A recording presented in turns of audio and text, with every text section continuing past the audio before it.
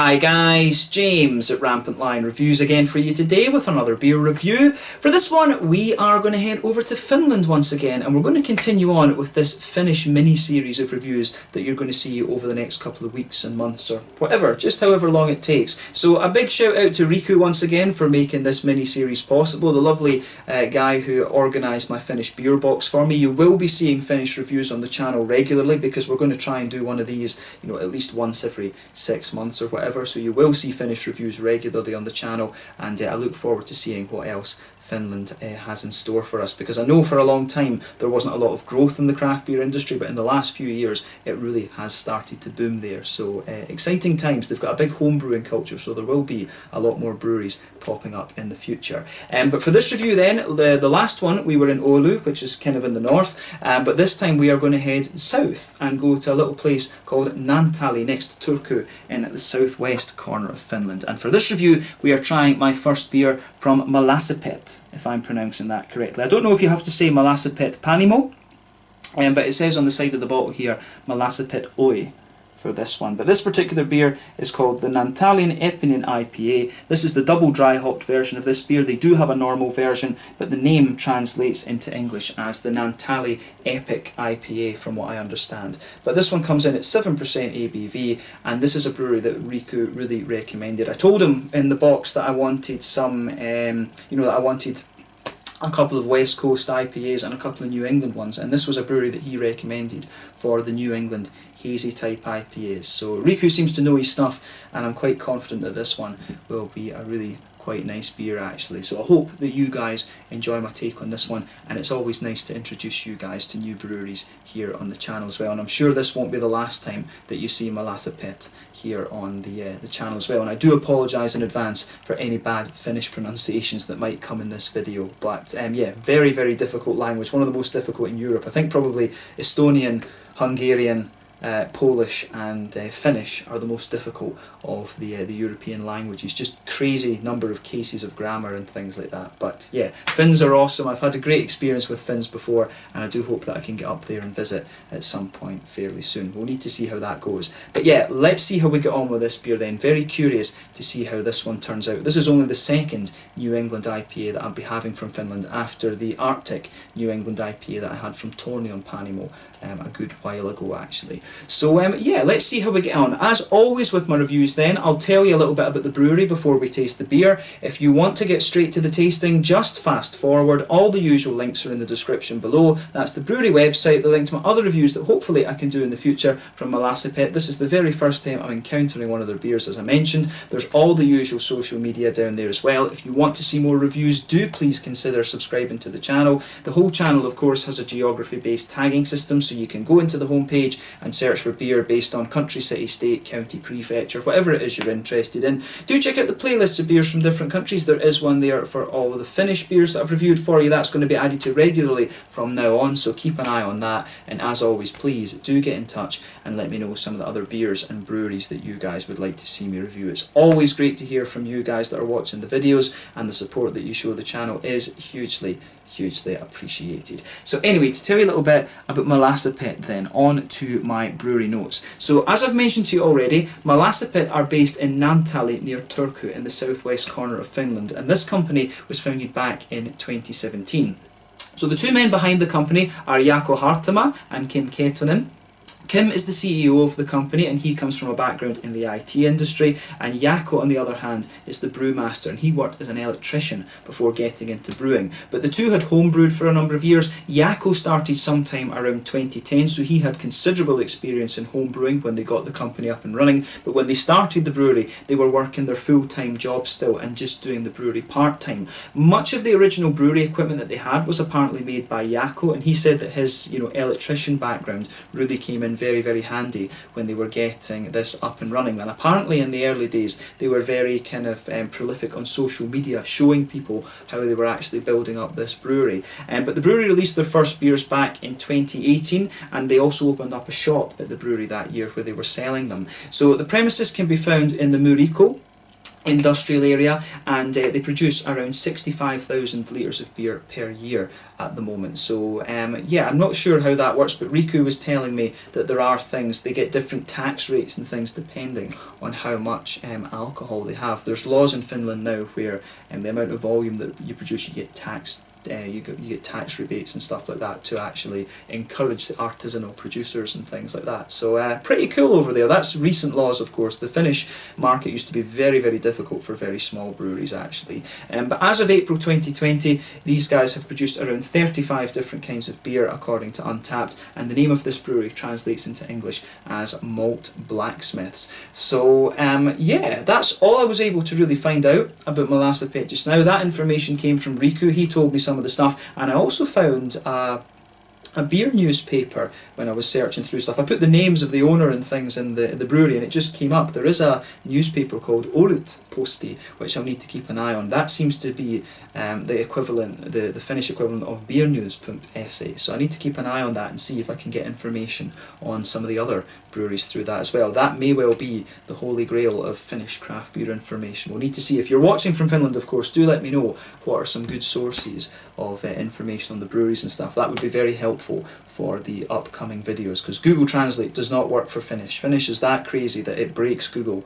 So yeah, but yeah, that's all. As I say, that's all I can really tell you about Mallassepät just now. If you want to learn more about these guys, you can check out the brewery website. You can follow them on Facebook and Instagram to keep up to date with all the latest goings on. They are quite active on there, and if you want to know more about the different beers that these guys have, you can check out the Rate Beer, Untappd and Beer Advocate pages. So yeah, let's get on and actually have a taste of this beer then and see how we get on. So this one, as I mentioned to you at the start of the video, this one is a double dry hop version of the Naantalin Eeppinen IPA, the Naantalin Epic IPA, according to Google Translate. But as I say, Google Translate gets broken by Finnish.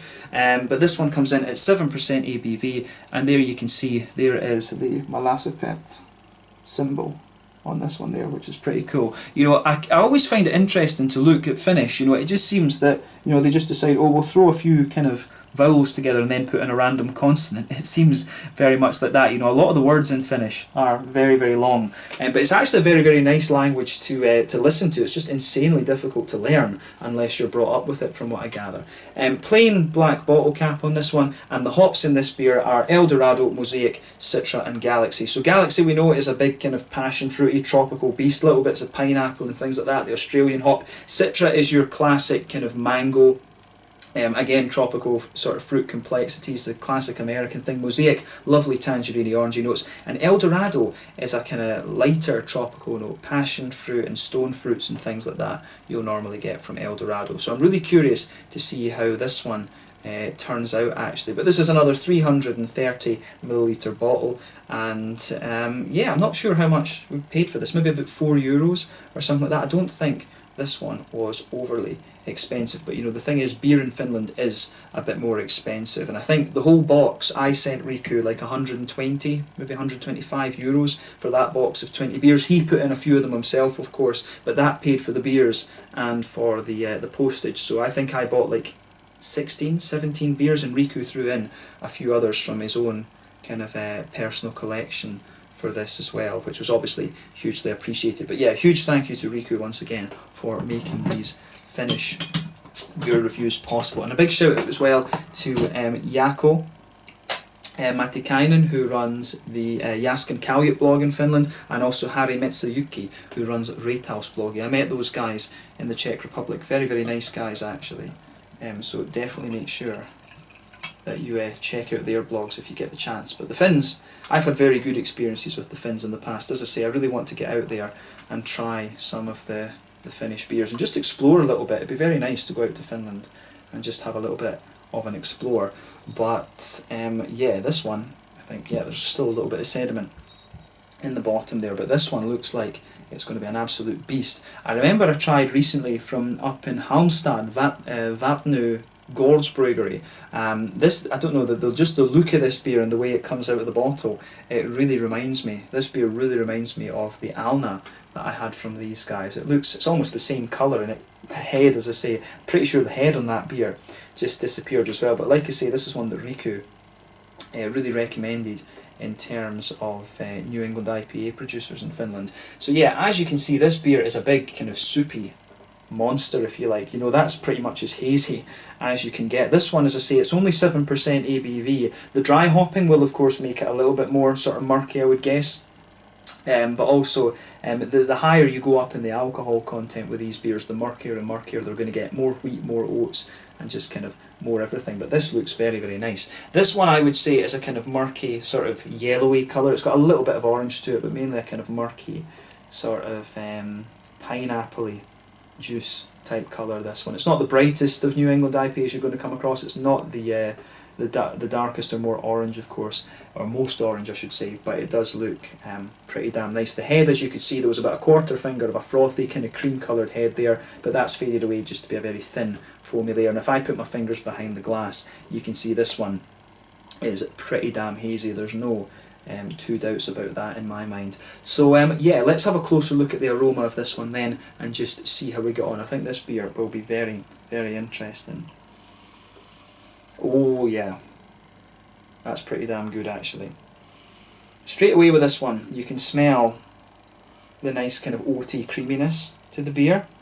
I think this one leans a little bit... This one I think is actually quite well balanced, because you do get a bit of the wheatiness out of it. You also get some of the oaty creaminess, but you do get quite a bit of the kind of straight up malt as well from this one. So there is a wee bit of wheat, and that comes out of the back of the nose, I think. There is a bit of the kind of oaty creaminess, and the more you smell it, I think, the more it starts to lean towards the kind of smoother, creamy aspects of the beer. But there is a wee bit of that kind of pale malty, biscuity sort of thing in the middle of the palate, in the middle of the nose rather, as well. So I really like that about how this beer goes together. The malt base has a good little bit of prominence to it. It doesn't smell like the creamiest one that I've come across. It's got a good little bit of a straight up kind of pale malty quality. You do get some kind of wheaty bitiness to it, and you also get some kind of creamy oaty characters in there as well. But I mean, this beer, I think the malt base is really well balanced in that it does smell pretty damn nice actually. So yeah, it's pretty straight up. There's nothing overly surprising about the aroma of this one in terms of the malt base. It does have a little bit of a kind of woody, sort of herbally, vegetally kind of thing. I'd be curious to know what the yeast strain is. I don't think it said exactly what yeast strain was in it, but it does have a few sort of farmhousey type elements to it. So I wouldn't be surprised if it's some sort of Vermont type yeast that they've used in this one. There is just a little bit of that. It could be a mixed culture, of course, with different things, because it does have a good bit of smoothness to it. But yeah, no, I really like how the aroma and the malt base goes together on this one. On the hoppy side of things then, there is a good bit of floral aromaticity coming out of this beer, and with the hops that are in this, that's what you'd expect. You know, Galaxy I think is around a sort of 15-16% alpha acid, Mosaic is like 14, I think Citra sits around like 12, maybe 13. Eldorado I'm not sure about. There's something in my head wants to say that Eldorado is like 11. But I'm not sure. So all of the hops in this beer are pretty high alpha acid, so you're going to get a big kind of floral note out of this. There is a wee bit of earthiness in there. That'll be most likely from the Mosaic. But yeah, good bit of a big floral kind of quality to the beer, a little bit spicy, as I say, and some nice kind of juicy fruitiness are coming out of this beer as well. A lovely bit of a kind of darker tropical fruit in there. You do get a wee bit of grapefruit out of this, but it's got a lovely lighter passion fruity note, some nice bright mangoes in there. You do get this whole kind of papaya, apricot-y, lighter tropical fruit thing that I often talk about.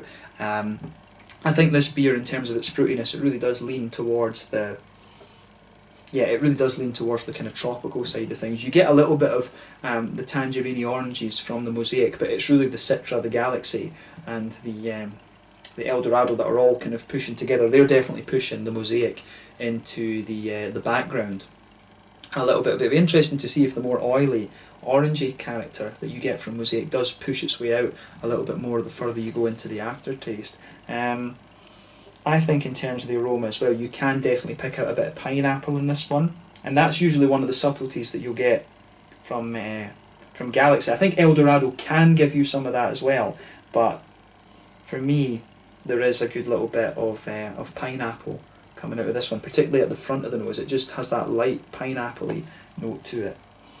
But yeah, mainly in terms of the fruity side of the aroma, it's very tropical. Bit of the darker, kind of more sour passion fruity note, a lot of kind of mango-y, papaya, apricot-y type things, and then at the front of the nose you just get a little bit more of a kind of pineapple-y quality to this one. But as I say, a really interesting kind of malt base to this beer, a few sort of farmhousey elements from the yeast, and you've got a nice big kind of floral quality to this one as well. It's interesting that the earthiness comes out in this too, so I wonder what their bittering hop in this beer would have been. Maybe they used the same kind of blend in the bittering and then just dry hopped it. Obviously they will have dry hopped it because it's said it's a double dry hop beer, but they probably, a lot of the additions, the hop additions in this one will be late addition to the boil, because you know, if you add them very early on, that gives you all the bitterness and so on and so forth. But yeah, the later you add the hops in the boil, the more flavour and aroma, the things you get, but you trade that off for the bitterness. But yeah, a really interesting smelling beer, this one. But let's have a taste of it now and see how we get on. So this one is the Naantalin Eeppinen IPA, double dry hop version, coming in at 7% ABV. So let's see how we get on with this one. This one comes to you from Mallassepät in Naantali, near Turku in the southwest of Finland. Once again, huge thank you to Rico for sorting this beer out. Let's get stuck in. Slàinte, skål, kippis.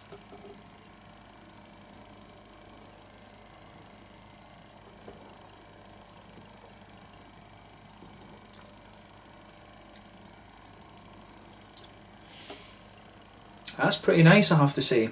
I've got this one. This has come in just very good condition as well, actually. It feels, it's maybe like a little bit of a week older than it would be in its absolute prime, but it's still in that kind of bracket where it's really good, actually. So yeah, because the thing is, I've always found with double dry hop versions as well, is if you have these too early, they just taste like green and dusty. Some breweries, you know, put different canned on dates for things, because they'll hold the beers for a wee while before they release them, and then put a different canned on date with it. And really, instead of being a canned on date, it's more of a sort of you know, sort of drink, you know, good to drink date. That's what they usually do with these ones. So this one for me, I think this one I would suspect has maybe been in the bottle, like, I always think the best time to drink these, you have to leave these for around sort of 2 weeks, sometimes 3 weeks. I think this one might have been in the bottle like about 4 weeks or something like that. So it's just after the real kind of prime of the beer, but it's still in very, very good condition. It's holding up really well. So thumbs up to Mallassepät for this beer. This is impressive. We need to spend a bit of time and break this flavour down, actually.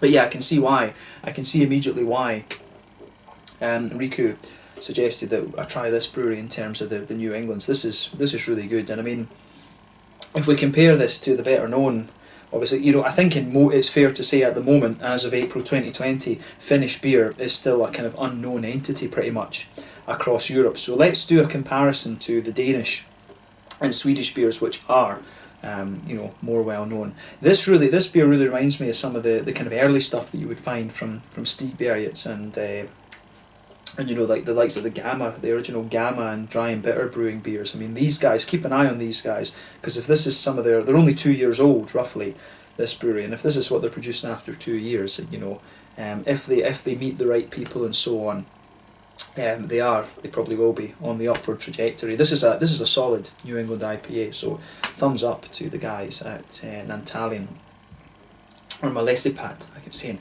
This is the thing with the Finnish names are so different. It's actually you know, it's difficult to remember the name of the beer. Probably in some of these Finnish videos I'm going to forget the name of the brewery and the name of the beer at points, so I'll be looking at the bottle a lot and doing that. But yeah, this is a solid New England IPA. I made the comparison earlier on to Vepnu Gårdsbryggeri in Halmstad here in Sweden. Again, for those of you watching outside of Scandinavia or even Sweden, that's a very unknown brewery, but this is a really nice, this is a very well done New England IPA, make no mistake about that. This one, it'd be nice to see these guys at some festivals and things like that. This is a nice beer.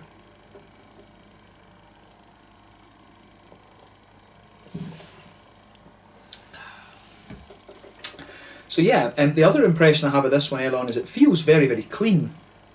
It's got a little bit of that oiliness to it and a little bit of the wetness. It does come across as very, very clean actually in its mouthfeel. So yeah, that's kind of interesting. So yeah, let's try and break down the flavour of this beer then for you. So straight away you can feel that nice kind of white bready, wheaty quality blanket in the middle of the tongue. I think it's fair to say that this is quite a wheaty leaning New England IPA. It does have a good little bit of wheat bite, and that spreads quite far forward on the channel there. So you get that nice, you can feel the kind of smoother pale malty notes coming out in the base of the beer. But if you go further back, you've got a nice little bit of a kind of bitey, wheaty quality there. As you move further forward on this one, you do get a little bit of a kind of biscuity, not quite caramelly sweetness out of the beer. That's the booziness of the beer coming out, of course. Then as you move further forward, there is a bit of the kind of oaty kind of creaminess to the beer as well. But you can feel the double dry hopping on this one. This beer, the kind of dusty, almost dusty quality that it has is very, very nice actually. So I like how that all comes out with this beer. You know, it's, I think when you have double dry hop beers, they're pretty obvious early on. They do have that nice kind of just dusty sort of feel around the edge of the palate, and you do still get a little bit of that with this beer, but it's just at the right level. It's not really fresh and just kind of overwhelming at this point in time. So yeah.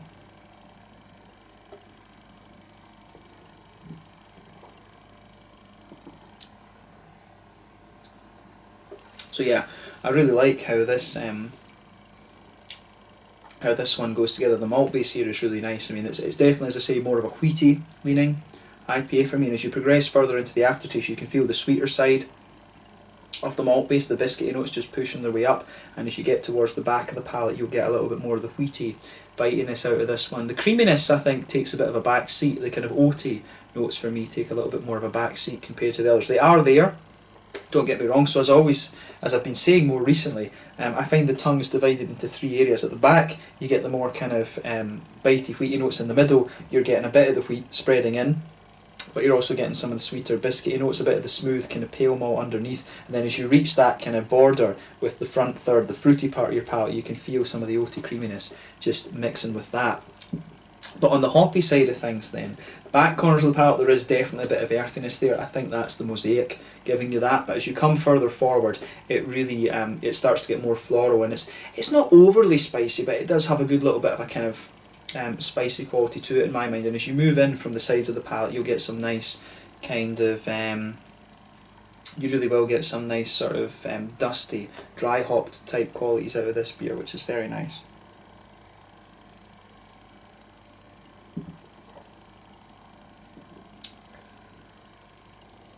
But yeah, the more and more you drink of this, the more it kind of smooths out, and the dry hopping, the sort of dryness of the dry hopping, if you could say, that sort of you just sort of get used to it. Your palate just adjusts to it, and you start to focus on the flavour a little bit more. This beer, I don't know how bitter this one would be. This must be about 30, you know, it must be about, I think this one could be about 40, maybe 50 IBUs, something like that.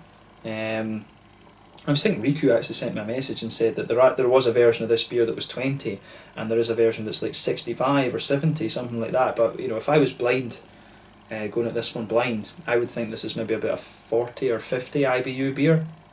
Not going to blow the head off you in terms of bitterness by any means, but it does have a fair wee bit, and I guess that's from the dry hopping. But round the front curve of the palate, you've got a little bit of that lighter grassy note, but I would say overall, on the kind of green side of the hops, if that makes sense, including the earthiness, this beer is a bit of a kind of floral beast rather than anything else. So yeah, that's an interesting point to make about this particular beer.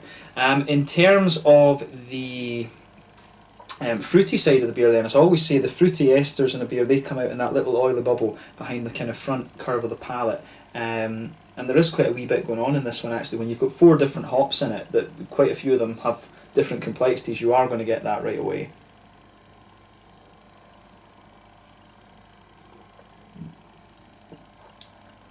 So yeah, if you go to the very back of that kind of oily bubble, there is a little bit of a kind of passion fruit. You know, I don't know if it's quite strong enough to be grapefruit. Sometimes Citra can give you a bit of that darker grapefruit, but you do have a nice kind of darker passion fruity quality to this one. And as you come further forward from that, it gradually evolves to a bit more kind of mango-like. You've got some apricot in there, a bit of the lighter papaya, but the kind of darker fruits from the passion fruity notes, they really kind of linger there as well. But that'll be the Galaxy. The Galaxy is a beast of a hop in that way. Galaxy can really kind of take hold of beer and move it to that kind of darker fruity flavour. So I think that's what's going on here. I think the Galaxy really is kind of digging its heels in and giving you those kind of stronger, darker type passion fruity aromas or flavours out of the beer. But of course the Eldorado will be contributing to that as well. So you've got 3 hops that could potentially contribute to those slightly darker flavours. So it's not